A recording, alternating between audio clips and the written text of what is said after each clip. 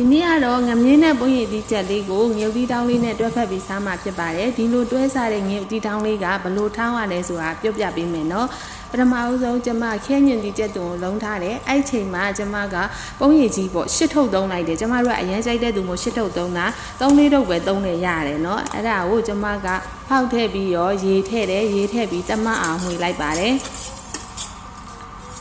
ကျမတို့ကတော့ပုံရည်ကြီးကဘလောက်ထည့်တဲ့ကြိုက်တယ်အဲ့ဒါကြောင့်မို့ရှစ်ထုတ်လေးထည့်ရပါတော့ကဲဒီမှာဆိုလို့ရှိရင်ခဲညင်သီးချက်တုံကတော်တော်လေးလုံးသွားပြီဆိုလို့ရှိရင်စားစနွန်းနယ်ထားတဲ့ဒါငမြင်း90သားပေါ့နော်ငမြင်းတွေကိုထည့်လိုက်ပါတယ်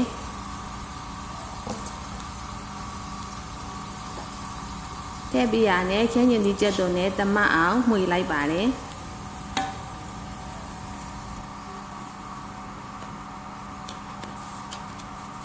ကဲနည်းနည်းလေးတမသွားပြီဆိုလို့ရှိရင်ကျမငံပြာရည်လေးထည့်တယ်ထည့်ပြီးတော့ရေလုံးဝမထည့်ဘူးဒီတိုင်းလေးပဲခဲညင်သီးချက်သွန်ရဲ့ငံပြာရည်ရဲ့ငမြင်းလေးရဲ့နဲ့ကျမ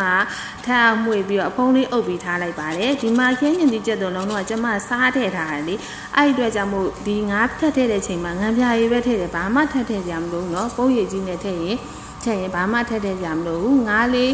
ညှိနှမ်းပြောက်ပြီဆိုတာနဲ့ကျမခုနရေဖြော်ထားတဲ့ပုံရည်ကြီးတွေထည့်လိုက်တယ်ထည့်ပြီးတော့အထက်အောက်တမမှွေလိုက်တယ်အဲ့လိုမျိုးပုံရည်ကြီးကိုအိုးမီးဖို့ပေါ်မှာတင်ထားတော့ငရုတ်သီးတောင်းထောင်းမယ်ပထမဆုံးကြက်တမျိုးထောင်းတယ်ငရုတ်သီးကွဲစမ်းထည့်တယ်ပြီးတော့ပဇွန်ကြောင်းမုတ်ထည့်တယ်စားလေးထည့်တယ်ထည့်ပြီးတော့ညက်ပြောင်းနေအောင်ထောင်းပါတယ်ဒီနေရာမှာလေးပုံရည်ကြီးနဲ့ငမြင်းနဲ့စားပြီဆိုလို့ရှိရင်ဒီကျမတို့ငရုတ်သီးထောင်းထားတာလေးကိုထောင်းပြတာနဲ့ကျမတို့ကစီလေးပဲဆန်းတော့လုံးဝအတံမြဒီမြစ်ပါနဲ့ဘာလို့ဆိုတော့ပုံရည်ကြီးကအချင်တက်ပါပြီးသားဒါကိုငရုတ်သီးတောင်းနဲ့မှအချင်ထက်မထင်းနဲ့တော့နော်ငရုတ်သီးတောင်းကလည်းချင်းပုံရည်ကြီးကလည်းချင်းဆိုလို့ရှိရင်စားရတာတစ်မျိုးဖြစ်ပါတယ်ဒါကြောင့်မို့ကျမငရုတ်သီးတောင်းနဲ့မှတံမြဒီထက်မညစ်ပါဘူးကဲညက်ပြောင်းနေအောင်ထောင်းပြီးရင်ကျမပကံလေးတစ်လုံးနဲ့ကိုထည့်လိုက်တယ်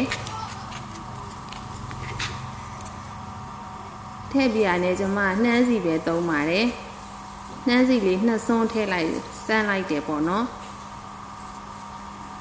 တံမြဒီလုံးဝထက်မညစ်ဘူးเนาะပုံရည်ကြီးရဲ့အချင်တက်ရဲ့ရုပ်သီးတောင်းထဲမှာတကယ်လို့မြန်